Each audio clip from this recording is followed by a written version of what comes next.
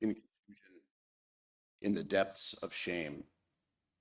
The good deeds a man has done before defend him.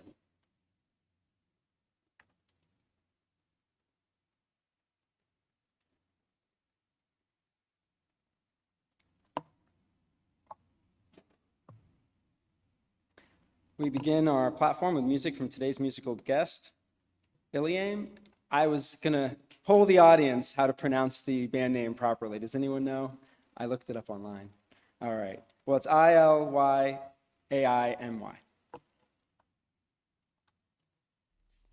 Hey there. My name is Rob Hinkle of the band Iliamy here in Baltimore, Maryland.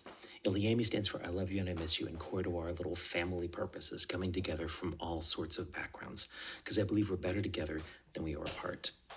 It seems like coming together gets harder and harder, but that just makes it all the more important. And this is a song about how I don't actually think there's as much hate and evil keeping us separate as we think there is, just a lot of scared people and a lot of hurting people. This is a tune called Everything Hurts. Thank you for listening, and thank you for coming together. Well then.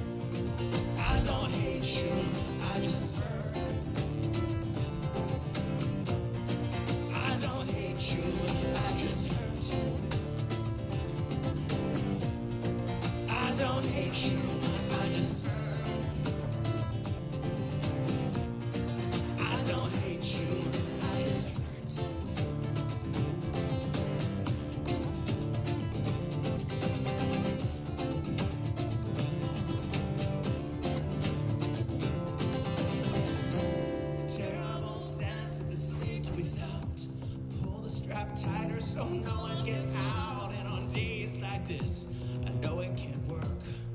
I don't hate you, but everything hurts.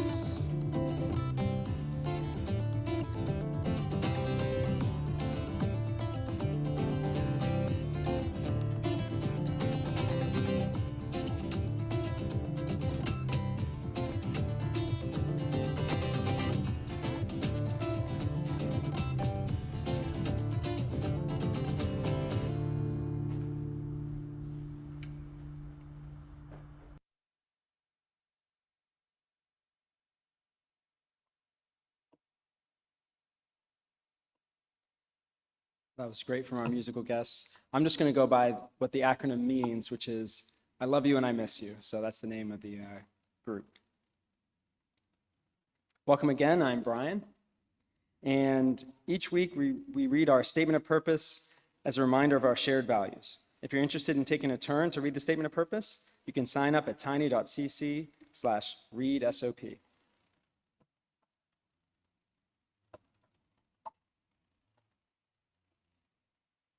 Here's our statement of purpose. The Washington Ethical Society is a humanistic congregation that affirms the worth of every person. We strive through our relationships to elicit the best in the human spirit.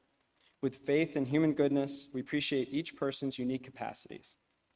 We joyfully celebrate together and support each other through life. We nurture a sense of reverence and responsibility for each other and the earth. We warmly invite you to our community of children and adults as we work for a world where love and justice crosses all borders. If you're joining us from afar and have a candle at home, I invite you to light it now as I light our community candle and share our candle lighting words.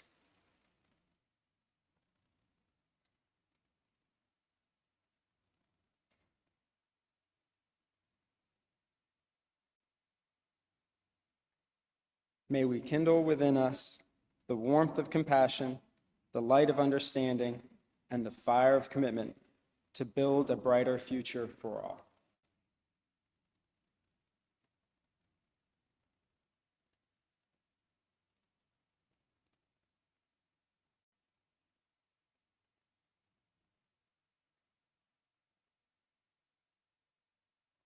Each week, we ring this chime in solidarity with people around the world.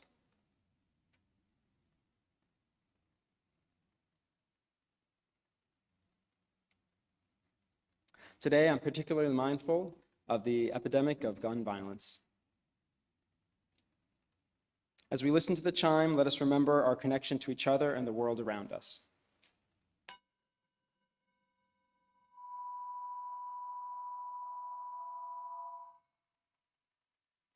Let us open our hearts to compassion for those who suffer.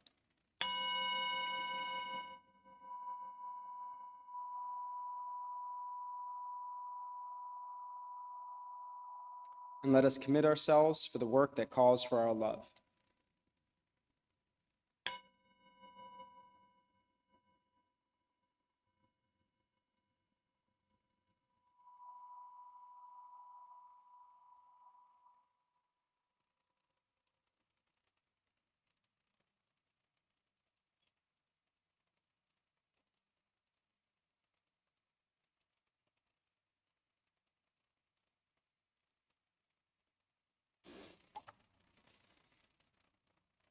This morning's meditation, it's going to be a little different than what we maybe normally would do, so bear with me. As you enter the main hall, and hopefully we can pan over with the cameras, you may have noticed this table at the front. It is reserved to honor missing service members. I will explain. Set for 7.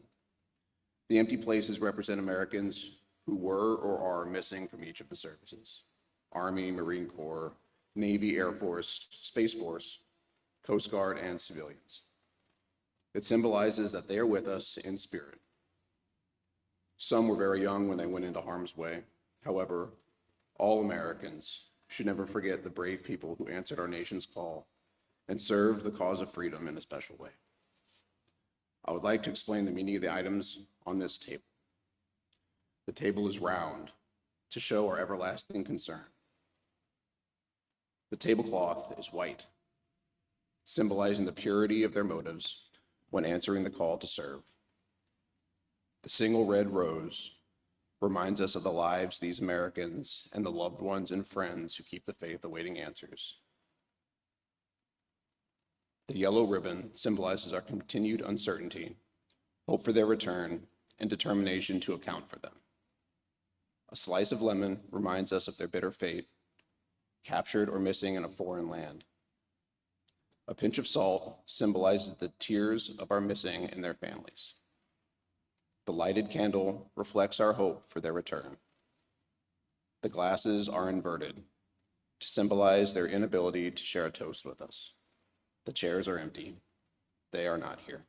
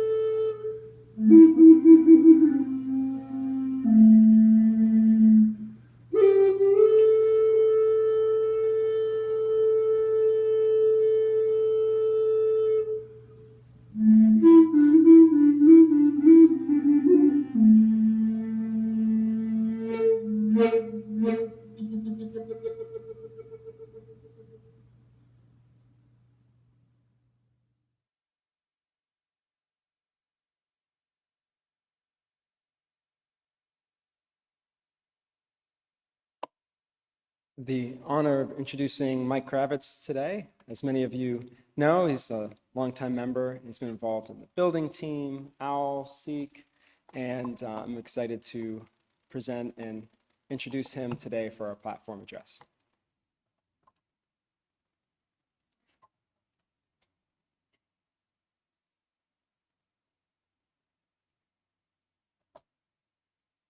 Thanks, Brian.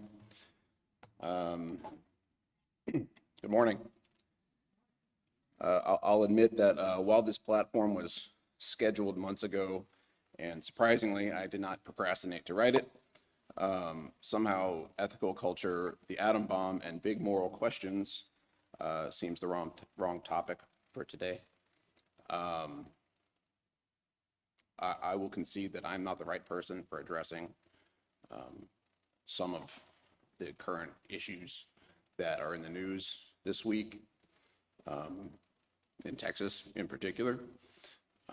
And I am not going to be that person to address them right now.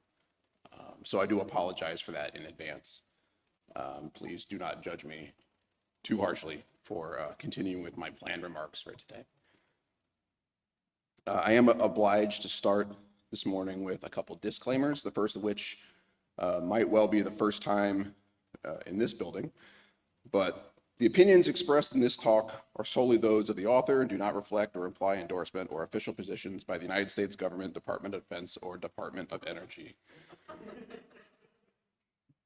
Gotta get that one out of the way. Second, I wrote this platform while simultaneously writing several other papers as part of classes I was taking for Air Command and Staff College, which is an Air Force professional military education program for field grade officers. So there may be some overlap between what I was doing that and what you're going to hear today. In fact, I guarantee it. Just to kind of put it in context, I will be taking a gigantic step out from the realm of domestic policy and addressing more geopolitical issues and questions of national will and power. So frame your mind there. Next, I said there's several. So next, a quick public service announcement. As you are aware, tomorrow is Memorial Day. And while I don't want to insult anyone's intelligence, I do feel it necessary to briefly address the difference between Memorial Day, Veterans Day, and Armed Forces Day. Memorial Day is in honor of those killed in service to the nation. Veterans Day is in honor of those who previously served and are no longer in the military. And Armed Forces Day is in honor of those currently in service. That was last Saturday. They always put that one on a Saturday, so we don't have to get the day off. But please don't say Happy Memorial Day. It's not a happy day, particularly for those of us, not just me, but in the community and nation as a whole, who have lost friends and loved ones. So PSA over. Finally, I have a confession to make. You ever have an opinion on something that you are personally very confident in, but somehow know that if you said it out loud to other people, it would be an unpopular opinion? No? Oh, okay, just me. All right, great. So as I mentioned, the title of this platform, if it's not enough of a hint to you, ethical culture, the atom bomb, and big moral questions, I will be discussing nuclear weapons today. So another heavy topic for you, how lucky. Given that tomorrow is Memorial Day, you may expect me to talk about things like patriotism, service, sacrifice, duty, honor country. And while I do have thoughts on those things, again, I'm going to let you down because that's not what I'm here to talk about. Today, I'm actually, I'm here to confess something to you, which is I am pro-nuclear weapons. I don't think you probably hear that around here very often. That may be a surprise to some of you, maybe not. By the end of the platform, I'm sure you would have picked up on that, but I just want to come out front and own it. And I can tell you, I know it's not always a popular opinion because I get to hear it at home. By the way, today is Robin and I's 13th wedding anniversary. So happy anniversary. If anyone was curious, lace is the traditional 13th wedding anniversary gift, or textiles and fur are the modern gifts. So we'll see how that goes today. Anyone who's been around ethical culture for any amount of time has undoubtedly and invariably heard of Felix Adler, the founder of this movement. If you haven't heard of Adler, welcome to Wes. There are plenty of books available in our library, but today I would like to discuss another ethical culturist in history. His name was Robert, born to German Jewish immigrants in New York City in April of 1904. Robert and his younger brother Frank were raised in the New York Ethical Society, where their father was a member of the board of directors. They attended the Ethical Culture Fieldston School. Pretty well off their time, Robert's family valued education and ideals that even in today's America would be considered very progressive. As such, during the McCarthy era, later in their lives, Robert and Frank were both accused of being communists and were routinely followed and wiretapped by the FBI. Also, for our newcomers, that's something else Wes has in common with this story. So, Robert was even accused of being a Soviet spy at one point. He was, and I know many of us can relate, incredibly introverted and often struggled to make friends. He suffered from debilitating bouts of anxiety and depression, and often turned his attentions to things going on within his mind and observations of the natural world. In his teens, Robert excelled in math and the physical sciences, and eventually went on to study an emerging scientific field in the 1920s, theoretical physics. After years of study in Europe, earning his PhD at Cambridge by the age of 23, also studying in Germany, Robert came to know and work with such famed physicists as Arthur Compton, Ernest Lawrence, Albert Einstein, Linus Pauling, and Max Planck. If some of these names seem vaguely familiar to you, think back to your high school chemistry and physics classes, the Compton atomic model, Einstein's theory of relativity, Planck's constant. These are the names of scientists who would forever change the scientific world with their discoveries. By several accounts, Robert was often involved in many of these discoveries, and he is even said to have done the scientific proofs to derive them. However, none, or at least very few, are named after him. That's not really the kind of person that Robert was.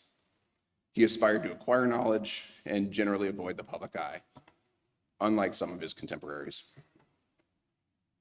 He enjoyed reading various philosophical texts in their original languages. At one point, he even taught himself Sanskrit so that he could read original Far Eastern writings. He would eventually become a professor at UC Berkeley, Harvard, and later Caltech. As the Second World War got underway in the 30s, Robert, like many Americans, didn't initially have much of a stance on what was happening in Europe. It was their problem. Many Americans had ties to England, France, Germany, Italy, and they lamented a war that was never supposed to happen. After all, World War I at this point was still known as the Great War, the war to end all wars. This period was sort of a political awakening for Robert, who had once claimed to not even know about the stock market crash in 1929 until 6 months after the fact, because he avoided newspapers and radio.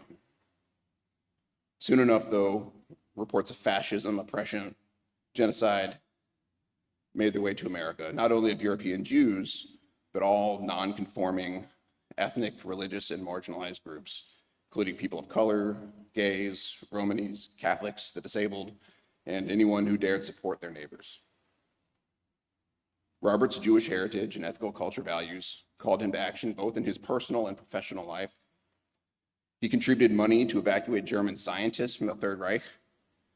After all, many of them were his colleagues and friends that he had studied with. He was particularly aware of the Russian death toll on the Eastern Front and sympathized with their massive losses along with their Marxist ideals, because he was an ethical culturist after all. Because of his education and scientific clout, he was approached by the US government about working on a project in 1942, which ended up being sited near a small boarding school in New Mexico, an area which he had passed many times in his 20s while on vacations, camping, and riding horses in the wilderness. Robert readily agreed to the project and would use his knowledge and skill to contribute what he could to the war effort. The project was to design and build a theoretical weapon more powerful than anything that had been seen on Earth. And not only that, to design and build this weapon before the German scientists were able to do so. The goal was to supply the Allied powers with this weapon, defeat the Nazis, and end the war as quickly as possible. If by now you haven't figured Robert's last name in my Paul Harvey-esque story, the man I am describing is one J. Robert Oppenheimer, who co-led the Manhattan Project. And now that you know the rest of the story, I can get on to some of the more salient details. Robert, who went by Oppie actually, so I will refer to him as Oppie most of the time, was the scientific director for the Manhattan Project, working alongside Brigadier General Leslie Groves. For you DC history buffs in the House, you may recall that then Colonel Groves was the civil engineer responsible for construction of the Pentagon. The two men butted heads in nearly every way. Oppie was soft-spoken, thoughtful. Groves was gruff and quick to anger. Groves and the Department of War wanted to bring the entire project under the military for the purposes of secrecy and control, giving commissions to the scientists. Oppie failed the physical test on account of his generally poor health and balked at the idea of military control of his experiments. In the end, Oppie was able to use his connections to UC Berkeley to sponsor and pay scientists, giving a cover of secrecy to the project and maintain independence, at least to some degree, from the military. This split between military and civilians would become incredibly significant in the nuclear era and is a legacy that endures even today. After the war, Oppie worked voraciously against proliferating the bomb, seeing it as a Pandora's box that had been opened. He, along with many of the other scientists on the project, were disappointed in the war, disappointed that the war in Europe had ended prior to the A-bomb being ready. He was also upset about the bombings in Japan, particularly the second one dropped over Nagasaki, finding it unnecessary for the purposes of war. Going so far as to tell President Truman to his face in the Oval Office in 1945 as much, and advocating for banning the bomb altogether. Truman's response to Oppenheimer, which he said to Dean Acheson, his Undersecretary of State at the time, was, quote, "I don't want to see that son of a bitch in this office ever again," end quote. So coming in strong. Still, despite that, Oppie was an instrumental figure in drafting the Acheson-Lilienthal report in 1945 and 46, which would have put all fissionable nuclear materials under international control under the UN. It was rejected by the Soviet Union because they didn't trust the United States, and the effort was given up. Once the Manhattan Project was uncovered, Oppie became famous and gained a platform from which he was able to steer public and political discourse about arms control and weapons development. He even appeared on the cover of Time magazine in November of 1948. He famously opposed development of the hydrogen bomb, which was first tested in 1953, and publicly opposed the notion of gunboat diplomacy as the US-Soviet arms race gained momentum. In 1954, Oppie was stripped of his security clearance after some highly politicized hearings following intense and frankly questionable investigation under J. Edgar Hoover's FBI. Out of those hearings, though, arose two major schools of thought, which may sound familiar. Number one, the Soviet Union is an existential threat to the United States, and we must be able to launch a massive retaliation strike in the event of attack. Therefore, the way ahead is to build bigger, better bombs en masse. Or two, targeting civilian populations, which was technologically required at the time based on accuracy of the delivery systems. Targeting civilian populations amounted to genocide. The way ahead is to develop smaller tactical bombs, increase conventional military capabilities, and engage in arms control treaties. This debate, along with the moral responsibilities of scientists and their inventions, have become Oppie's legacy since his death in February of 1967. He was 62 years old. Oppie's story is certainly unique, but the geopolitical circumstances in which it occurred are not. As this community well knows, the current Russian war in Ukraine reeks of World War II era tropes. And we've already seen a lot of the same language to justify Russian invasion. What then perhaps prevents one of our own children in this community from following a similar path to Oppie? Perhaps a child of one of our board members will use their particular talents in a pursuit of a project to bring an end to some injustice, maybe war, and perhaps the outcome won't be as they had intended. Advancements in technology since the 30s and 40s have certainly put us in a brave new world in comparison to back then. But with the advent of the internet, the democratization and now weaponization of information, the United States is waning as a world's hegemon. The geopolitical liberal, that's a mouthful right there, excuse me. The geopolitical liberalist, there you go, might argue that that's actually a good thing, because we are forced into cooperation with other countries as we lose our ability to act unilaterally. The realist, on the other hand, might say that this is a dangerous prospect because even as we cooperate internationally, other countries don't. So we lose our ability to shape the world order in our favor. I would submit that probably most people fall somewhere in between.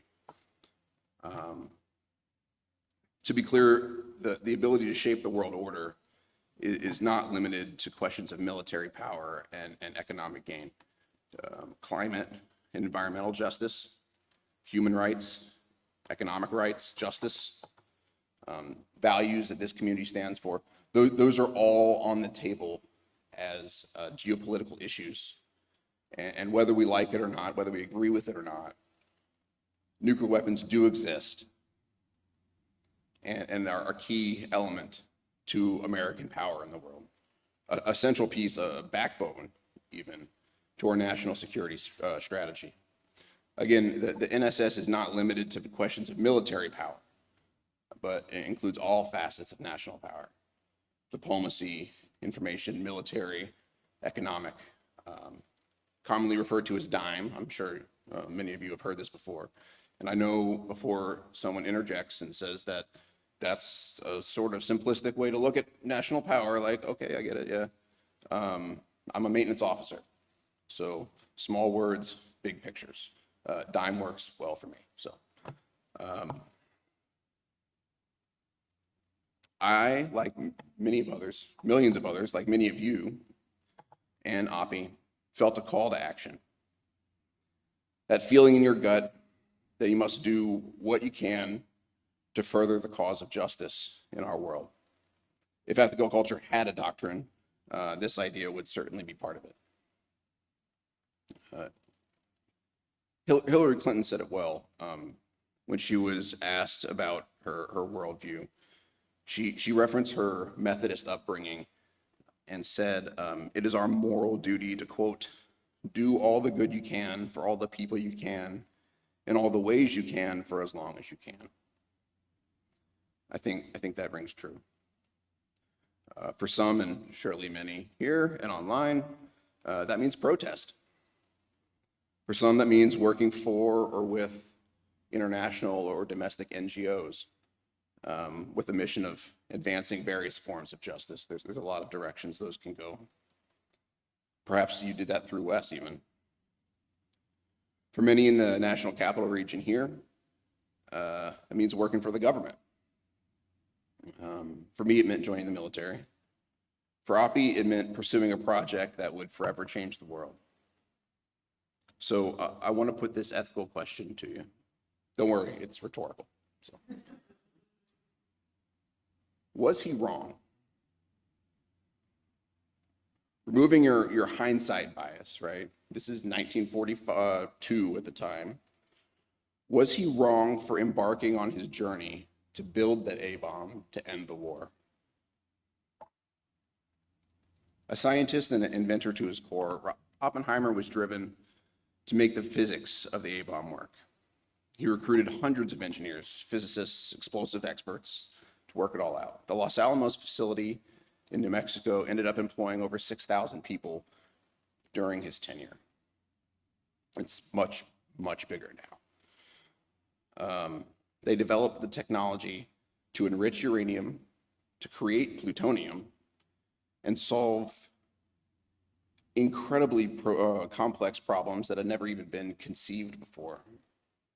They were able to synchronize precise timing for their experiments to within thousandths of a second, coining the term a shake, as in the shake of a lamb's tail, which is this is a true term. It is defined as 1/10,000th of a second, which is the amount of time it takes for one generation in a nuclear chain reaction. All that with slide rules and pencils. Opening words this morning from Bhagavad Gita. Those were actually quoted by Oppie before the first nuclear detonation at the Trinity test site in Alamogordo. It expressed both his hopes and fears with his invention. Also from Bhagavad Gita comes a line for which perhaps Oppie is more famously known to have quoted, which is, "Now I am become death, destroyer of worlds." By now we know the result. He and the rest of the Manhattan Engineering District were successfully able to design, build, militarize weapons which would devastate Hiroshima and Nagasaki, compel the Japanese to surrender and end the war on all fronts. Oddly, but perhaps not all too surprising in the context of government projects, the A-bomb wasn't quite used for what it had originally been intended. Although I'll ask again, was he wrong? By then, perhaps in 1945, the Manhattan Project had already gone far enough that it couldn't be stopped, per se. But without the A-bomb, the US was planning a land invasion of Japan. We had expected millions of US and Japanese deaths, civilian and military, and another urban war, which would be much like what we had already seen in Europe. So what would have been the next right step in the summer of 1945? Ultimately, though, that was the goal of the project, to develop the bomb and end the war before the Nazis could. But therein lies the paradox of the bomb itself. Create a weapon so powerful it will end war. At the end of World War II, that paradox did not go away, but rather it grew into what we now would refer to as deterrence theory, as the Soviet Union developed their own nuclear capabilities. By developed, I mean stole and developed. As I mentioned earlier, while he was still alive, Oppie was at the forefront of steering policy, even as he sometimes, and frankly often, was unsuccessful in his efforts. As a result of his influence, though, deterrence theory had many iterations over the years. As presidential administrations changed, technology developed. From, I'm sure everyone's familiar with mutual assured destruction in the Eisenhower era, flexible response under Kennedy and Johnson, prevailing under Nixon and Ford, countervailing under the Carter era, and Reagan's unwinnable war. Of course, up until today's highly tailorable strike packages that we currently have. It spawned dozens of weapon types and designs. The idea being that the United States could develop a new type of weapon, either more powerful or more usable than the last, or increase the size of the stockpile such that it could withstand and overwhelm the capabilities of the Soviet Union. Oppie is also the reason the current nuclear weapon establishment at the Department of Energy's National Nuclear Security Administration maintains a design principle called always never, as in a weapon always works when you want it to work and never works when you don't want it to work. It's an incredibly difficult technological feat to have something perfect in that sense.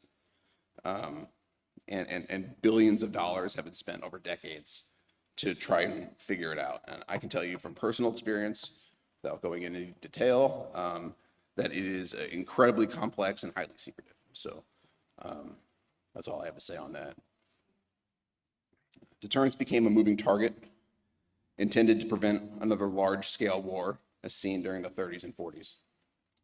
Have there been mistakes in the past? Yes. It's a big head nod, yes. Was above-ground testing environmentally and biologically damaging? Of course. Are we still paying the price for that? Yes. Did it displace indigenous peoples in the Pacific? Yes. Has the U.S. Senate ratified the Comprehensive Test Ban Treaty? No. Is the Non-Proliferation Treaty a means of exploiting non-nuclear nations? Arguably, yes. Has the U.S. taken steps to minimize the environmental impacts of deep underground testing and ultimately prevent the need for nuclear testing altogether? Also, yes. Has the U.S. taken affirmative steps towards drawing down the nuclear stockpile and increasing weapon safety? Yes. Has the U.S. designed and implemented measures to prevent the need for launch on warning, reducing the risk of accidental nuclear war? Yes. If making it through the last presidential administration without nuking a hurricane isn't proof of that, so I'm not sure what is. All right, a little levity, that's good, all right. I am gonna pause here because I can feel some exasperation. I can feel the weight in the room, even for those folks online. So much for an end to war, right? Korea, Vietnam, Gulf Wars, Iraq and Afghanistan, Ukraine. Not to mention smaller engagements that we wouldn't call war. Bay of Pigs, Panama, Kosovo. In reality, the creation of the A-bomb did not end war as was originally hoped. So how do we say that nuclear deterrence or nuclear weapons in general have worked? Does anyone know how many people were killed in total during Vietnam? You can shout it out, that's fine. What? 58,000. I'm talking combatants and non-combatants. It's estimated at about 1.4 million combatants and 2 million civilians. So 3.5 million people total. How about the global war on terror since 2001? All theaters. Less, yes. 508,000 combatants, 387,000 civilians. How about World War II? 40 million combatants, 45 million civilians. So orders of magnitude more.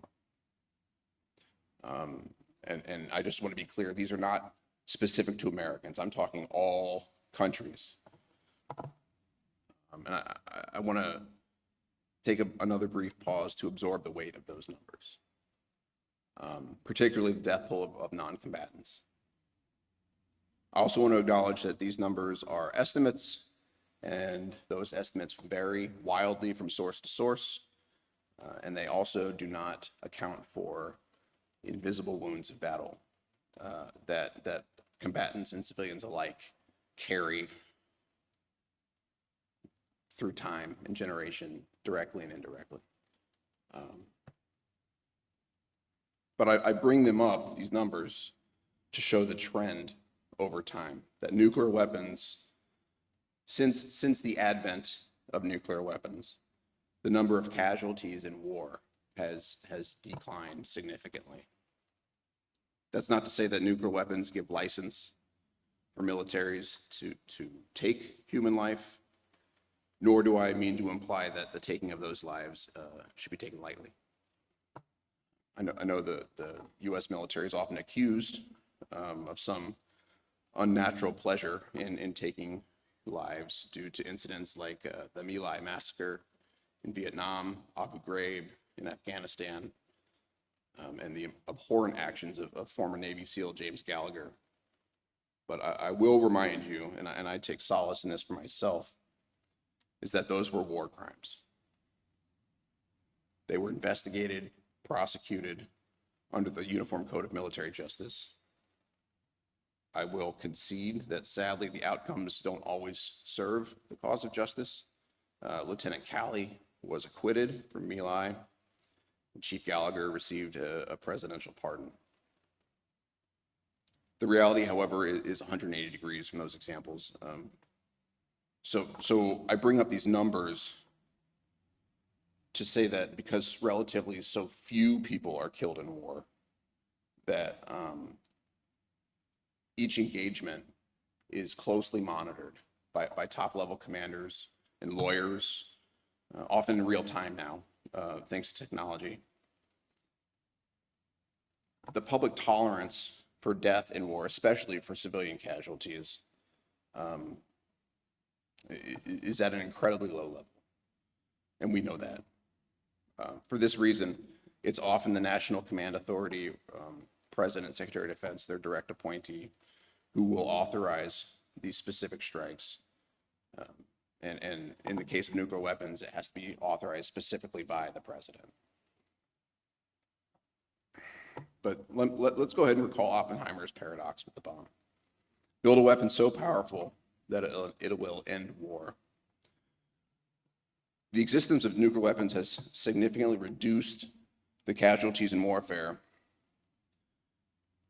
So by reducing the size of the nuclear stockpile, which is used as a deterrent to avoid war and therefore death, below necessary levels, or appropriate levels, maybe we should say, the United States has to rely more on non-nuclear forces as a means of exercising its military instrument of national power. And that, by the way, does actually kill people instead of just holding a target at risk. It kills people frequently, and frankly, something that we are very good at doing, to the point that it's kind of scary sometimes, even as someone on the inside of that.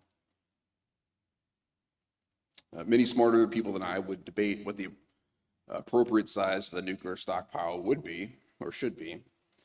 But my point is that perhaps it is non-zero, because if we could wake up tomorrow and nuclear weapons no longer existed, there would be no cap, no potential consequence for all-out war in the style of World War II again. And despite how terrible reports from the Ukraine have been, and they have been terrible, this war is still limited in scope and could potentially get much worse if escalation were left unchecked and more of Europe was pulled in. I know that is very frustrating to watch in the news. As ethical culturists, without dogma or creed, we love paradoxes. We celebrate being free thinkers so much that it's on a giant banner out back here. And anyone who's been to a membership meeting can attest that we do not unanimously agree on anything. We understand, though, that there is a balance between our ideals and the reality of our lives. To be productive and influential members of our community here in DC or wherever else our members may be from online, we know that we have to live in and embrace these paradoxes, much like Oppie did. We must accept that a world where love and justice cross all borders is an aspirational state, and we're working towards it. You know, that shining city on the hill, but it's not an absolute. We accept that we don't always have answers, and that we must form our opinions through thoughtful research and debate.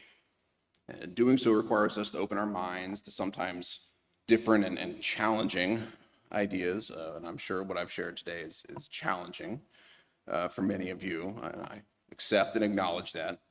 So let me frame this another way. An effective nuclear deterrent means less war for our country and those under our nuclear umbrella, ostensibly also for our potential adversaries, even at lower levels of conflict. So I'm not talking nuclear warfare, I'm talking all levels of warfare. Nations, particularly near-peer states with their own nukes, do not wish to risk possible escalation to the nuclear brink because of the potential of devastating consequences. Each time we use our national instruments of power, remember that DIME construct, it's a potential off-ramp to de-escalate conflict. It pushes nations towards diplomacy, which I would dare say that's something we can all agree is a good thing. For example, the Korean War armistice came within weeks of the United States testing the first hydrogen bomb because the USSR feared what the US might do with this new capability. And also the recency of Hiroshima and Nagasaki had convinced them of our will to actually use it and drop a bomb in anger. We all famously recall the Cuban Missile Crisis, where US spy planes located Soviet missiles in missile sites in Cuba. President Kennedy used a whole of government effort to avert up another potential nuclear war with the USSR when he drew the proverbial line in the sand and declared he had an ace up his sleeve, right? That ace, by the way, was the first fielded Minuteman I intercontinental ballistic missiles in Malmstrom Air Force Base, Great Falls, Montana. Consequently, the 10th Missile Squadron out there, still active, they're still known as the Aces. Saddam Hussein, who by all means was out of touch with reality by the end of his reign, feared a US nuclear response to the use of chemical weapons against Kuwait. So he didn't use them when he invaded.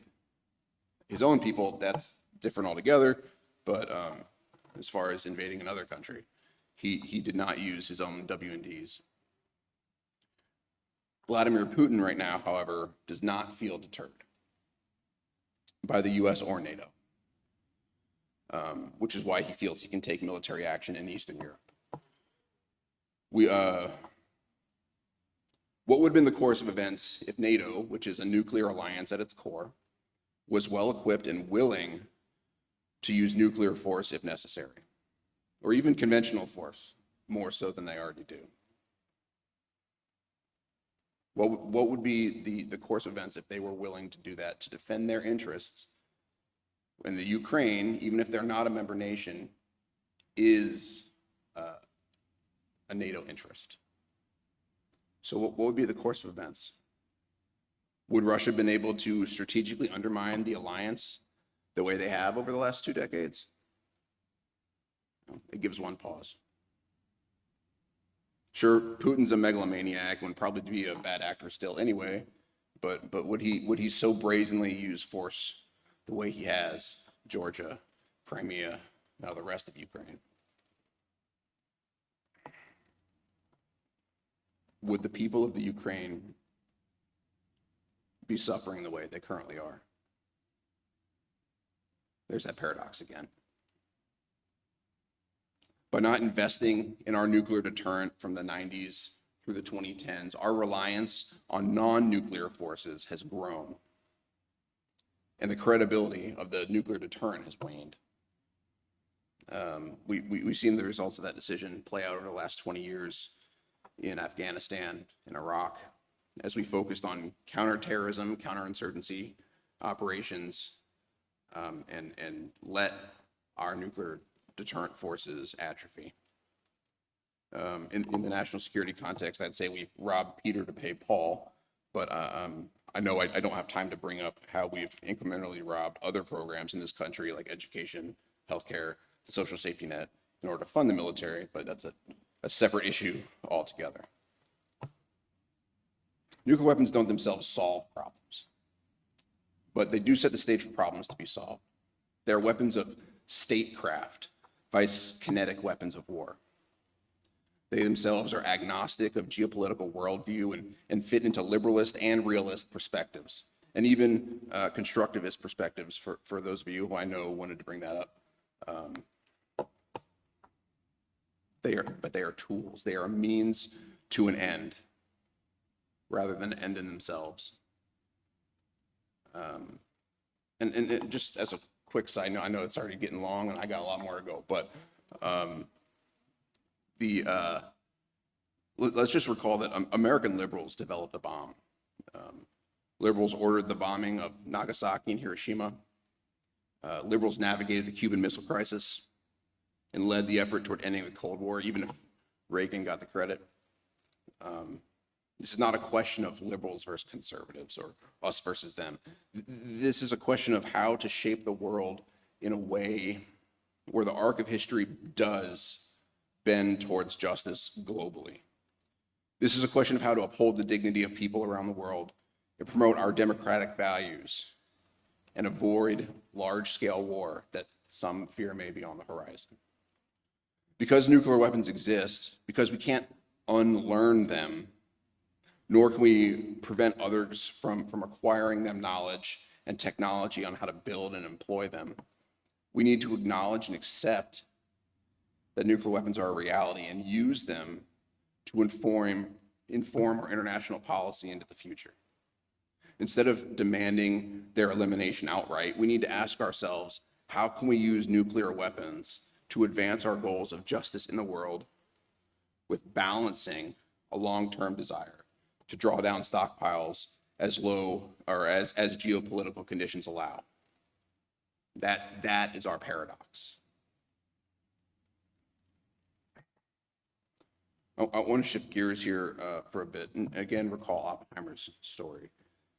Just as his bomb yielded unintended consequences, which he spent the remainder of his life facing, anti-nuclear lobbying has caused a significant degradation of facilities and support for military families in the nuclear world.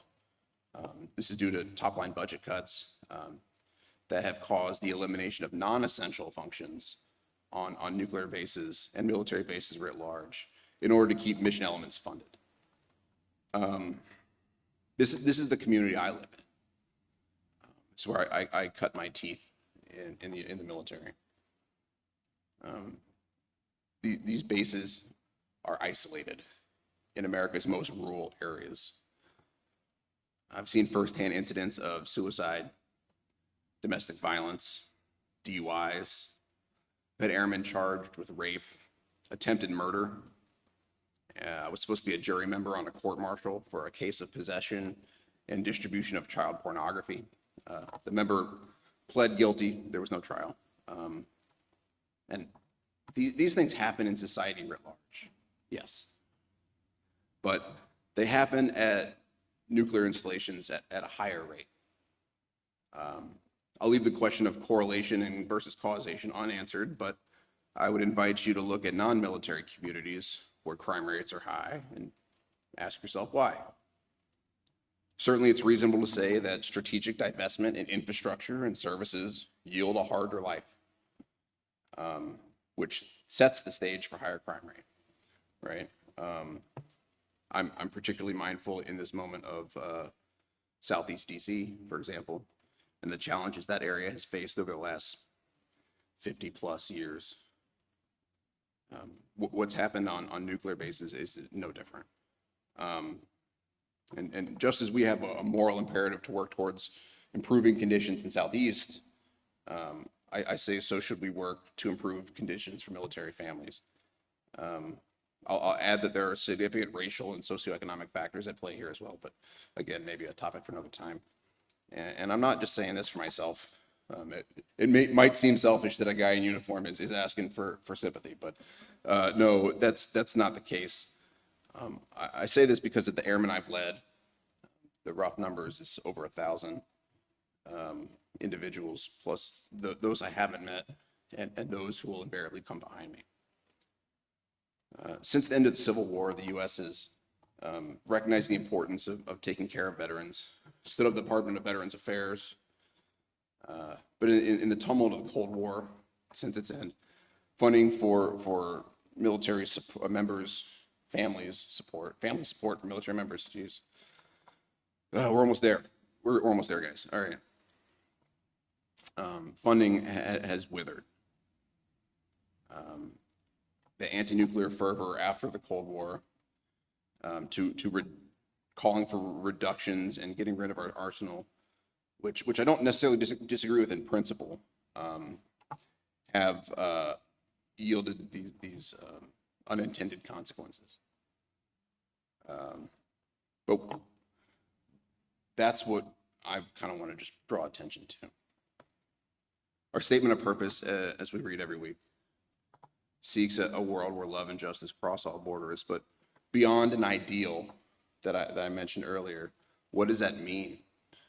In the context of nuclear weapons, that to me, it meant George Bush Sr.'s nuclear drawdown in the 90s, unilateral. Yeah, I think that was the right call at the time. It meant bipartisan non-Lugar legislation during the Clinton administration, which funded efforts up until about 2012 to find and secure orphan nuclear weapons in the former Soviet republics, including the Ukraine, and return them to Russia for dismantlement. But today, it also means investing in the nuclear deterrent, sort of a counterintuitive approach. We need to modernize and keep our weapons functional, because our weapons haven't gone away, and nor have our adversaries. In fact, our adversaries are building more. And they're not going to go away for the foreseeable future. I submit to you that getting rid of nuclear weapons altogether would actually cause a collapse of our current world order.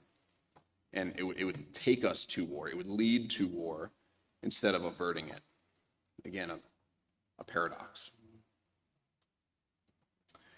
If nuclear weapons themselves are a bridge too far for you, which I would call a legitimate grievance, then at least I would ask that you support military members and their families. Think what it might say to the world if the United States publicly invested in facilities, infrastructure, and services for military families at nuclear bases. And to be clear, I'm talking about daycare, school, family supports, healthcare, recreation. I'm not talking about hangars and mission-related stuff. But it sends much the same message as new aircraft and weapons. It says that our people are a priority to us. And it is a projection of U.S. economic power to bolster the deterrent without funding weapons programs itself, to say that these people matter. Here's my bottom line. Whether you agree with what I've said or not, in whole or part, the question of what to do with America's nukes has fallen out of thoughtful debate over the last couple decades. But current geopolitical conditions are proof that it needs to be resurrected. As ethical culturists, it's part of our history, part of Oppenheimer's legacy, to examine all sides of this debate and work to advance our values within the realities of the world in which we live and embrace that paradox. I would like to close with this final thought. As I open with, tomorrow is Memorial Day. It is not a happy day.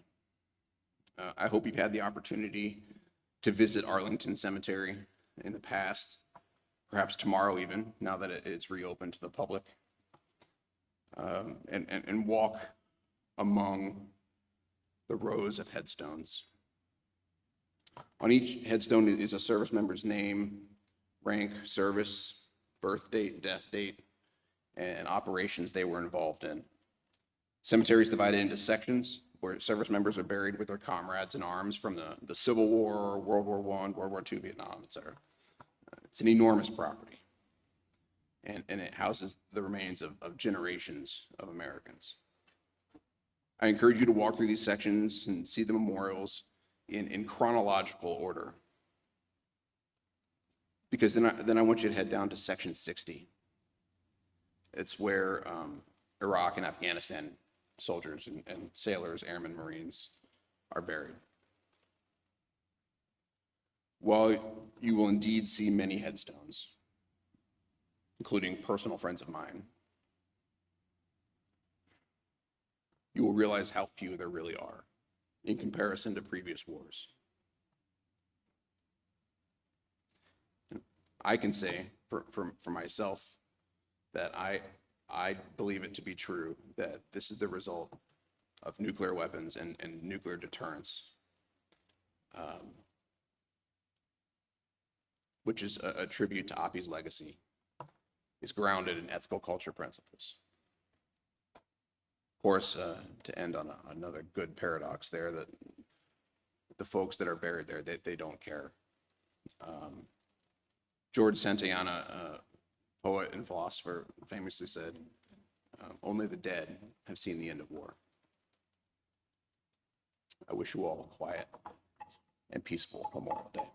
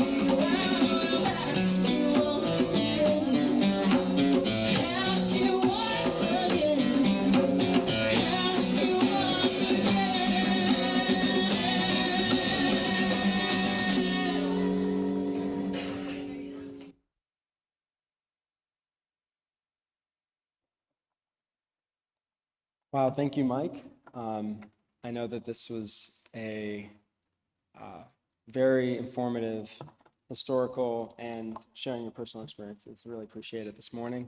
And I know that there's a lot of comments, and we want to take the time now to share our own voices to the morning. sharing our reflections on the platform or what resonates in our own lives. For our online participants, I invite you to share in the Zoom chat, as a lot of you have already started, and in the comments if you're watching the recording later. I'll start with the Zoom comments, and we'll accept some comments in the microphone from in-person attendees, and then return to the Zoom participants at the end. Appreciate it. So just want to share, this is from Judy and Randy Myers. Mike, you're amazingly courageous to stand up in front of us and talk about something so difficult for all of us to even look at. Thank you so very much for your words. Shirley Storm, wow, Mike, thank you. What a thoughtful and informative presentation. Thank you for your service and the care you give to others. And from Joe Klein, Mike, thank you for an incredibly thoughtful and educational platform. Wow. Terry Smith, one of the most thoughtful platforms I've attended. And Karen Storms, that was fantastic. And thought-provoking platform, exactly the reason why I love Wes. Thank you for bringing your immense knowledge, intelligence, and experience today. And Mirka and Hunter sharing, thank you, Mike, for a thoughtful platform. Very appreciative you brought this difficult topic. Rajesh, thanks, Mike. This is an example of an incredibly complex issue, the ethics which are defensible on either side of the argument. These are the kinds of ethical dilemmas and paradoxes we are challenged to confront in our daily lives. And Sarah Morgan, thank you, Mike, for this provocative and stirring platform and for your service to our country. Wish you and yours a quiet and peaceful Memorial Day as well. And I want to go ahead and turn over to some of the folks in the hall with us this morning. Please line up with plenty of personal space at the microphone, and we'll hear a few brief comments before returning to our participants online as well. I'm just going to echo everything. I'm Adam, he, him. I want to echo everything that the folks online said. It's a great platform, wonderful to hear, and also take a moment to remember some of the service members in my life, especially the ones that didn't make it home entirely. Laura's Uncle Buddy, who stormed the beaches at Normandy and never spoke of it again. My uncles, both of whom went to Vietnam, one of whom watched his best friend jump on a grenade and then climbed into a bottle. Only one of them ever climbed out. My grandfather, who trained hundreds of ball turret gunners in bases in North Carolina and Texas, 90% of whom never came home. And generations of our friends and families and loved ones who have endured so much to defend and had so much ripped away from them by the incompetence and discomfort of our policymakers. So I absolutely applaud Mike today for coming up and speaking on such a hard topic. And may we all have a more peaceful Memorial Day tomorrow.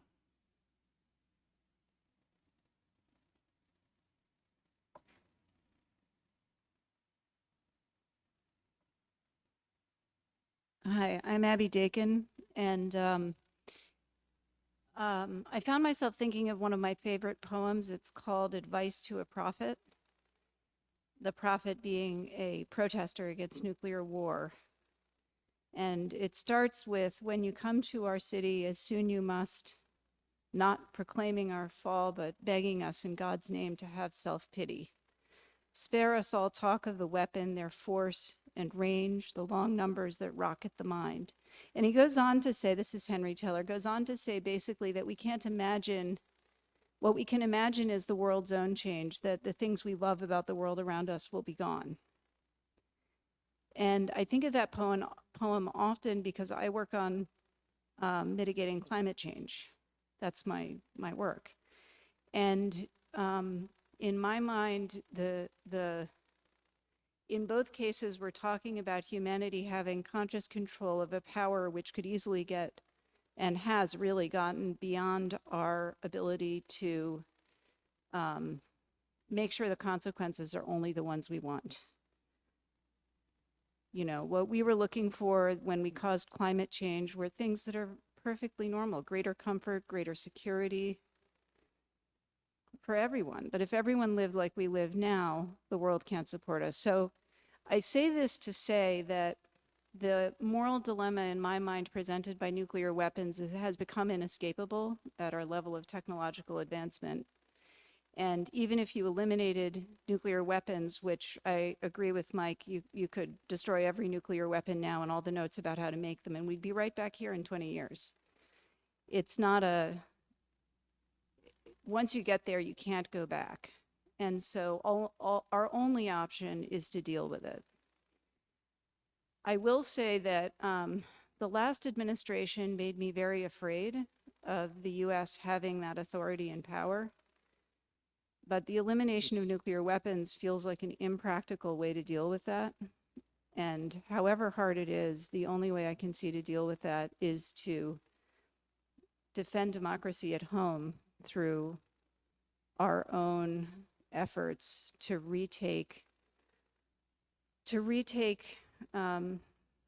reverse the rising tide of fascism in the developed world.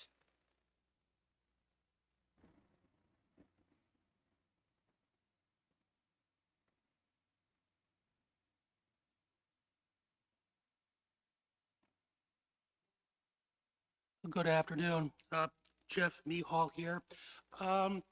What struck me, and I certainly thank Mike for his presentation today, but I wanted to give an answer to his rhetorical question, was Oppenheimer right in what he did?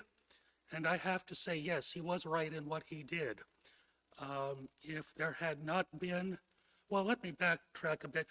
One important thing that we tend to overlook is that up until July 16th, 1945, no one knew that the atomic bomb would in fact work. Despite the expenditure of over $2 billion in 1940s dollars, which would probably be in the trillions of dollars today, there was no guarantee. And if there had not been an atomic bomb, what would have happened as part of the war? Mike did mention the planned amphibious assault on the Japanese mainland, Operation Olympic. Probably what would have happened is that the Japanese, having initiated their program of Ketsugo, which effectively eliminated the difference between combatants and non-combatants, would have been put into full effect to try to repel the invasion. The casualties would have been horrendous. In the meantime, I think the 20th Air Force would have resumed its low-level incendiary bombing to every city, every town, every location in Japan. The communications and transport networks would have been totally destroyed. And I can see that there could well have been a case made for the dropping of defoliants to eradicate the rice crop, as well as considered use of poison gas as part of the naval bombardment. The U.S. had ample stocks of both mustard gas and phosgene left over from the First World War, developed right here in Washington by my alma mater, American University. So, you know, the bottom line is, yeah, they haven't, nuclear weapons, atomic weapons haven't eradicated war, but they have eradicated war, direct war between the superpowers.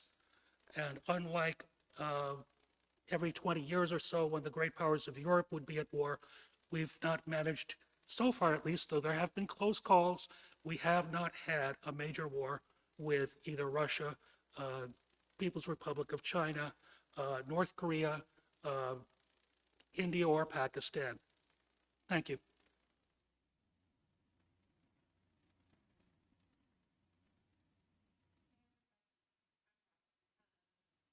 Pronouns. Oh, I'm Robin, she, her pronouns. Mike won't be one to toot his own horn, but I just kind of want to for a second. So those who've been around West for a while know Mike has been involved with our youth specifically. And he does that because of this, the belief that one of our kids is going to do something amazing, the belief that all of our kids are going to do something wonderful, whether that's helping a neighbor, whether that's picking up trash, whether that's cleaning up a stream, whether that's going to college and finding some massive technology that's going to help all of us. And so I'm taking away today, like, what do? I can't, despite my membership in Plowshares and Mike's complete disdain for that. That's an anti-nuclear nonprofit. So our house is really fun. What can I do today to make tomorrow better? And I can volunteer in our SEEK program. So I invite all of you that are able, whether or not you have children, whether or not you want children, whether or not you think you can, consider volunteering in our SEEK program, because I think our family believes what we can do today is prepare our children for tomorrow. So that's my plug for SEEK. Thank you for all those comments. I'll just check in on Zoom as well. There's a couple more comments and we'll start to wrap up here. Maceo Thomas shared, I think this was an amazing gift to the community to explore these moral questions. I appreciate your bravery in what many would consider a challenging audience around this topic, yet you put it in a manner that requires us to deconstruct our ideas. And Vincent Tyler said, Mike, when I heard about the platform, I did not agree, but I listened to what you said, looking for spots to disagree. After listening to your points, I cannot say that I agree, but I cannot say I disagree with what you said. So I appreciate all the comments. Thank you to all those who shared their thoughts and attention this morning. Just as we share our perspectives in this community, so too do we share our resources and gifts. Here at Wes, we split the Sunday collection between our operating budget and a fund dedicated to justice and compassion. This month, half of the offering is dedicated to the Rock Creek Conservancy.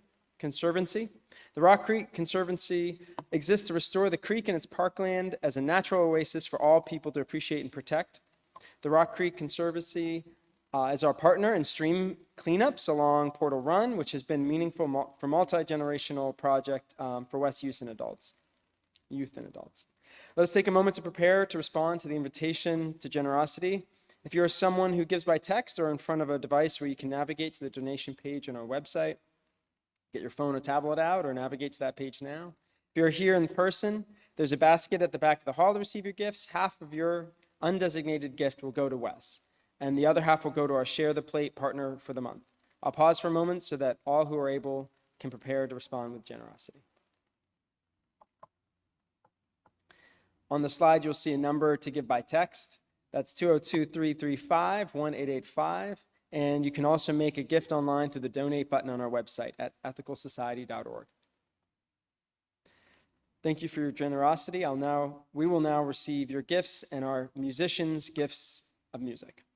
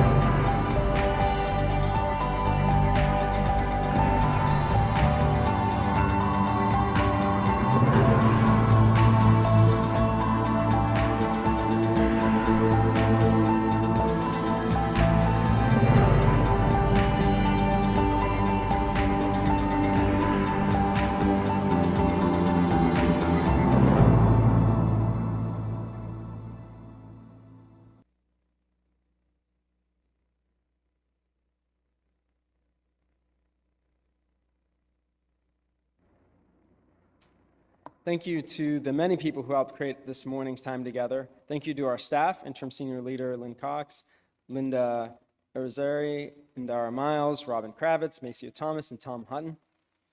Thank you to our interim music coordinator, Leah Morris, and to the musical guest, I love you and I miss you.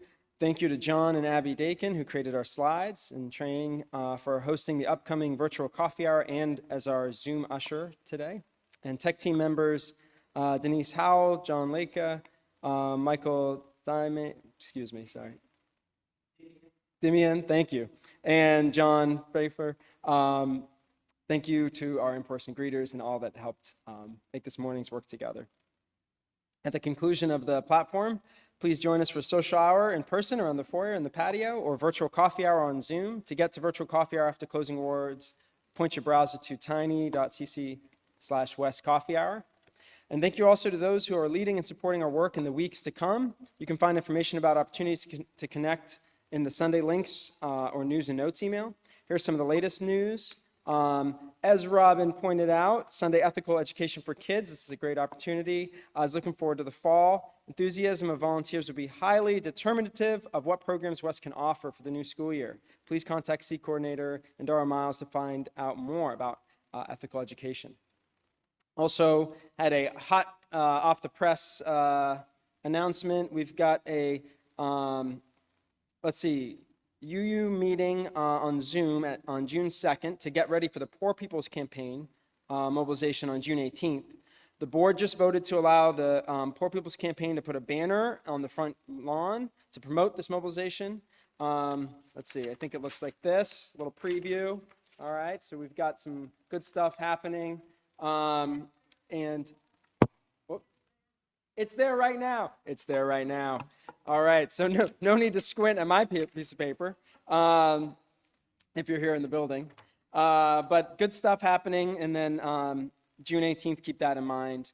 There's going to be a budget town hall Thursday, June 2nd, also on June 2nd, at 7 p.m. on Zoom. Take a look at the proposed budget. Come to the town hall with your questions. If you can't make it to the town hall and have questions about the budget, contact Mirica, chair of the finance team. Save the date for Sunday, June 12th at 4 p.m. That's the date and time for the spring membership meeting, when the board elections take place and members vote on the budget for the coming fiscal year. This meeting will be entirely on Zoom. At the same time, on June 12th, there will be a youth movie night from 4 to 6 p.m. To repeat for clarity, there will be 2 events on June 12th, 4 p.m. membership meeting by Zoom, youth movie night in person. We'll come together each week as we come together each week for the hybrid platform with attendees both in line and online and in person. We wish those who can attend platform in person, want you to RSVP. We've got tiny.cc/platform reservation. In-person attendees will also need to bring their vaccination cards or a picture of their vaccination cards. Online attendance will continue to be available for the foreseeable future. You're always welcome to tune in by Zoom. Lot going on. You can see the calendar with upcoming events on the West website. And thank you again to all those who made today possible, to the community gathered today, and thank you for being part of Platform this morning. Let's enjoy our closing song of the month. Something within embraces the ocean. Something within melts into the shore. Something within stands still like a mountain. And we become one with them. Every day, every day, every day wonder. Every day, every day, every day one. Something within cries out to the heavens. Something within belongs to the sea. Something within seeks hope in the desert. Because we are one with them. Every day, every day, every day wonder. Every day, every day, every day one. Every day, every day.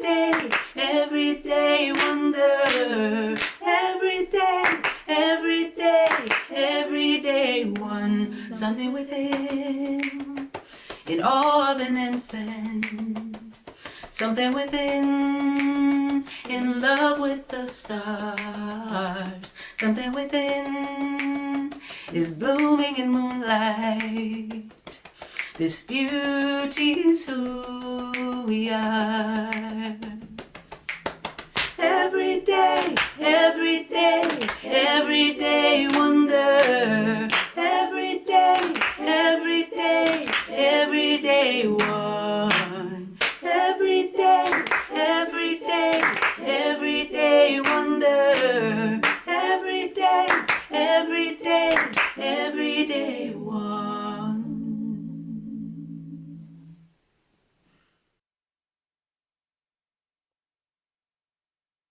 A few brief reminders as we close. If you're new to our community, please send an email to our membership coordinator, Maceo Thomas, and introduce yourself.